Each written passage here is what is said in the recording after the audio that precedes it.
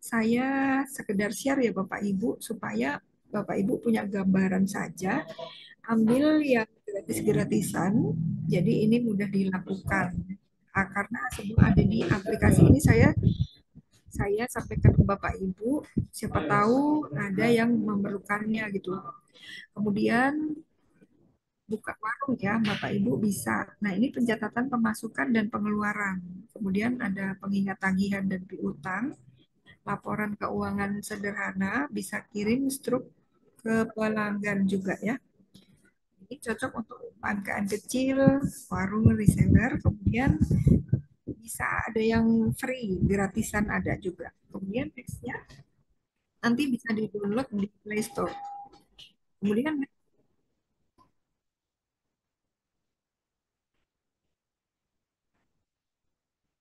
next, Bapak Ibu.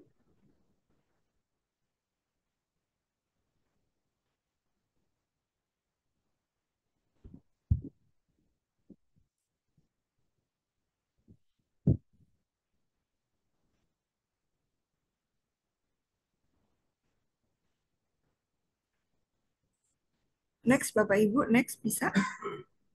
Ya, nah ini ada buku kas ya Bapak Ibu ya. Di buku kas ini ada fiturnya bisa mencatat transaksi kas harian. Jadi ada bisa pantau arus kas masuk dan keluar. Kemudian ada laporan harian, mingguan, bulanan gitu.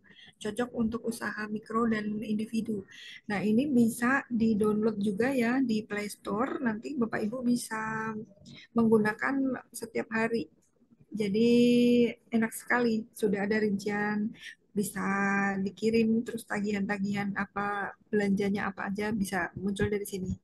Kemudian next, nah ini jurnal by Mekari. Kalau ini berbayar ya Bapak Ibu. Ini otomatisasi laporan arus kas, kemudian ada integrasi dengan penjualan, pembelian, dan inventory. Jadi persediaan Bapak Ibu juga ngeling gitu, cocok untuk bisnis yang berkembang, bisa multi user dan multi cabang. Biasanya ini digunakan oleh UMKM juga ya Bapak Ibu, semuanya bisa sebenarnya. Tapi ini yang lebih bisa terintegrasi gitu, cuman berbayar ya.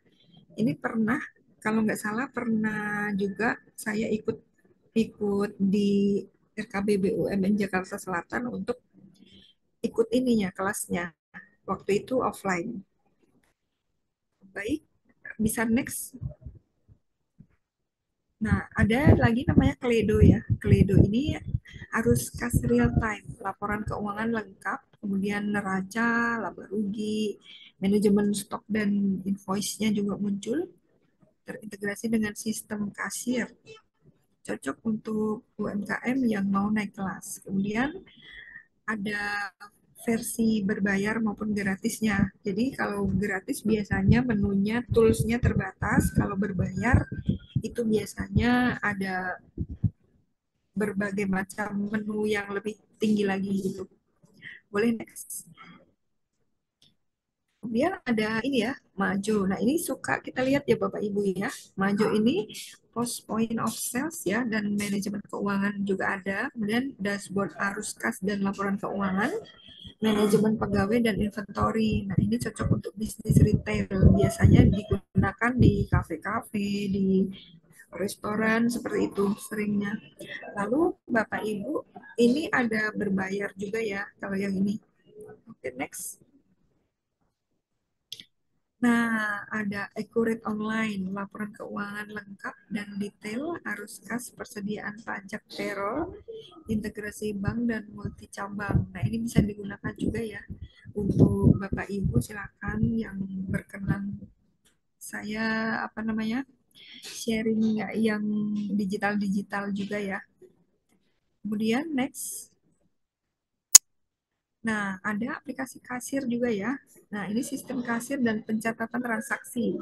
Kemudian laporan penjualan dan keuangan sederhana, multi produk dan kategori. Jadi ini cocok untuk UMKM semua yang fokus sih biasanya food and beverage ya, atau pedagang yang fokus di kuliner gitu sukanya. Dan nggak menutup kemungkinan untuk usaha yang lain. Ini ada gratis dan premiumnya juga ya, Bapak Ibu. Untuk yang lain, next. Nah, aplikasi Canva. Nah, ini kalau bisa wajib wajib apa? Wajib mengetahui ya untuk aplikasi ini. Ini keren banget. Kenapa? Ini saya ulas lebih banyak untuk Canva karena Canva ini powerful sekali buat kita semua ya, terutama untuk kita yang mempunyai usaha. Yang pertama bisa digunakan untuk pembuatan invoice, yang kedua bisa digunakan untuk bikin daftar menu sendiri, bisa digunakan untuk pembuatan desain apapun, misalnya katalog produk, ada flyer, ada stiker, ada logo, bisa bikin sendiri. Semuanya bisa bikin sendiri di Canva ini. Dan Bapak Ibu tentunya kalau mau mudah sekali untuk bikin flyer, ini juga bikin video juga bisa. Kemudian untuk uh, bikin flyer produk atau pembuatan CV atau pembuatan untuk profil perusahaan juga bisa ya menggunakan Canva ini. Jadi semua ada di Canva Bapak Ibu. Ini adalah saya sarankan sih Bapak Ibu sudah bisa mengoperasikannya dan memiliki aplikasi ini dengan gratis karena bisa di-download di Play Store, bisa pakai laptop, bisa pakai handphone. Saya suka pakai handphone aja karena gampang kerjakannya kan kemana-mana. Ini bisa untuk video juga. Nah Bapak Ibu yang sudah pakai Canva ini pastinya sekarang sudah ada Canva yang AI ya. Jadi kalau misalnya kita bisa bikin untuk iklan sendiri itu pakai AI-nya di sana bisa. Jadi ada 3. Nanti kalau ada kesempatan lagi bisa saya ulas untuk khusus untuk Canva dan desain AI juga bisa kalau memang ada kesempatan lagi. Jadi saya mempelajari desain AI berguna bagi Bapak Ibu buat promo produknya, nggak usah nggak usah ini produk bikin iklan ke vendor-vendor, Bapak Ibu cukup dengan handphone sudah bisa bikin sendiri gitu. Kemudian dengan Canva ini ada yang gratisan, ada yang berbayar. Nah, gratisan pun ini udah banyak sekali tools-tools yang bisa kita gunakan. Kalau berbayar ya ada selisihnya berbayarnya ya. Tapi kalau gratisan pun saya sudah bisa menggunakan bagus banyak banget. Nah, tentunya dengan explore untuk Canva ini, Bapak Ibu bisa bikin wallpaper juga ya. Untuk wallpaper itu tinggal ngeprint, kemudian bikin kartu-kartu ucapan misalnya. Bapak Ibu usaha di parcel. Nah, tinggal bikin kart sendiri aja, kartu sendiri nanti tinggal ngeprint atau bikin desain untuk dibuat di tumbler itu tinggal ngeprint atau untuk desain untuk toko buah misalnya, nah ada logo buah, Bapak Ibu bisa ngeprint. Kemudian mau bikin cover untuk layout buku atau bikin Bapak Ibu mau bikin apa sih namanya yang untuk pamflet-pamflet dan sebagainya bisa pakai ini gampang sekali menggunakan pakai handphone juga bisa itu ya, nggak harus pakai komputer, nggak harus pakai laptop dan sebagainya, enak sekali. Kemudian next.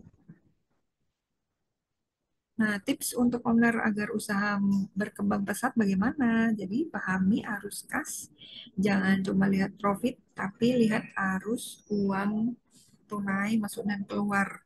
Kita sendiri yang harus mengetahui juga ya Bapak Ibu setiap hari. Walaupun di usaha kita ada orang lain juga ya, tapi kita harus tahu setiap hari. Kalau bisa real time, setiap hari kita harus tahu.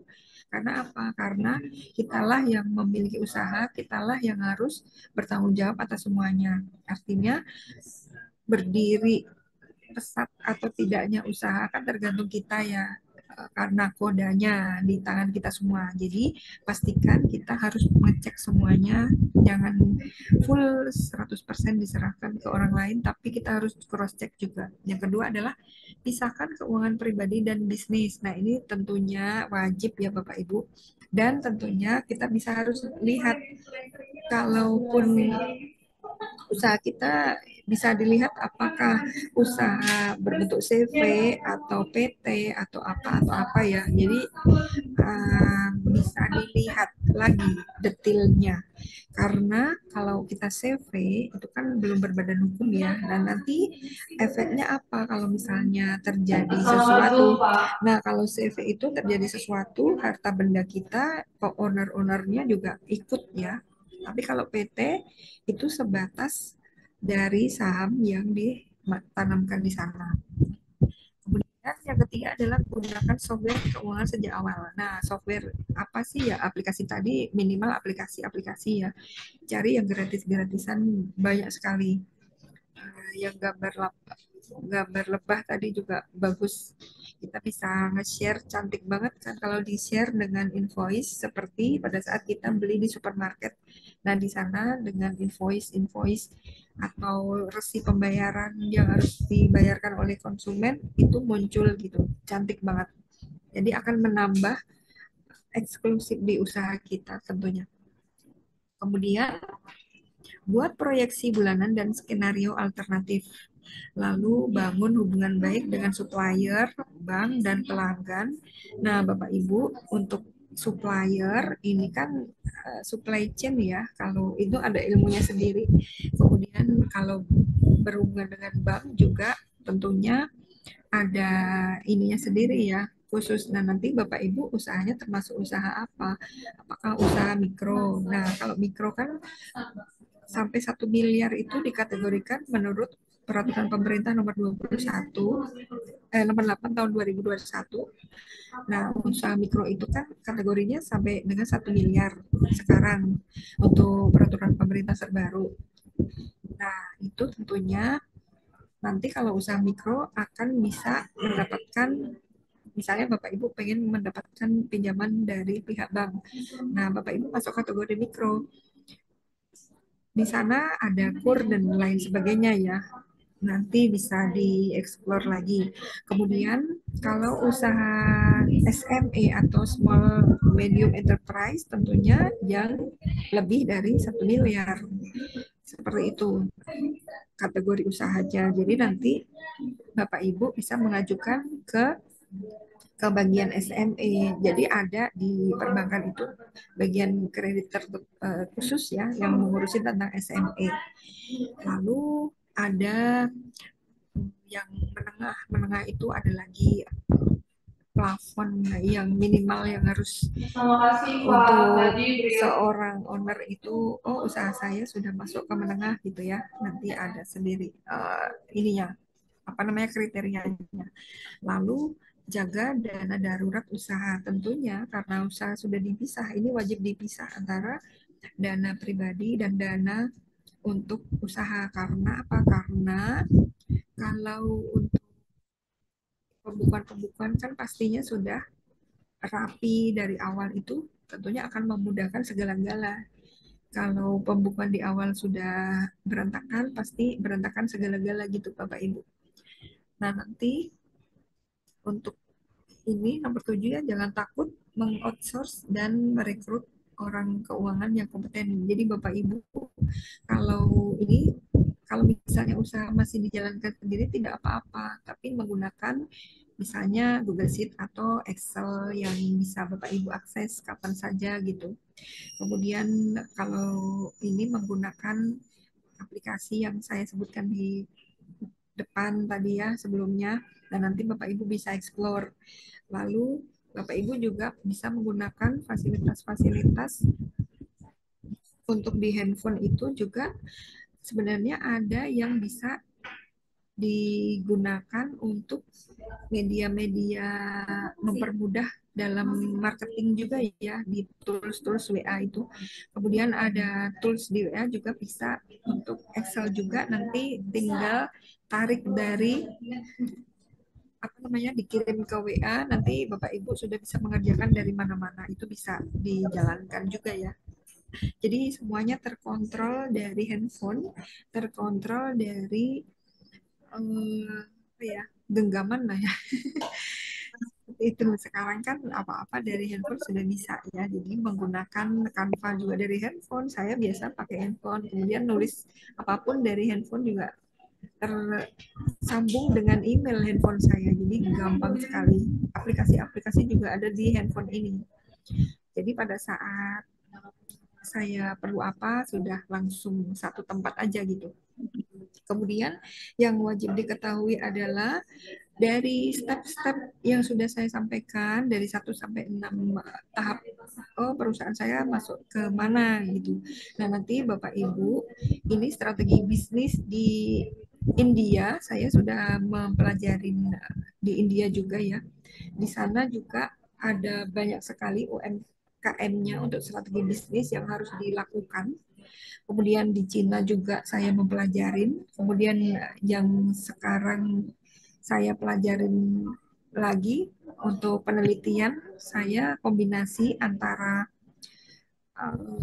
apa sih namanya, mengarah ke sustainability yang saya teliti sekarang. Bagaimana sih UMKM bisa bisa explore. Nah itu dengan inovasi manajemen dan dengan sosial media ya Bapak Ibu. Sekaligus servis juga saya teliti ya Bapak Ibu. Jadi nanti saya doakan semoga penelitian saya ini ada manfaatnya dan buku yang akan saya terbitkan nanti juga ada manfaatnya buat UKM pastinya. Dan saya senang sekali di dunia UKM ini dan pengen mengembangkan secara bersama-sama dari apa yang saya pelajarin, semoga bisa bermanfaat.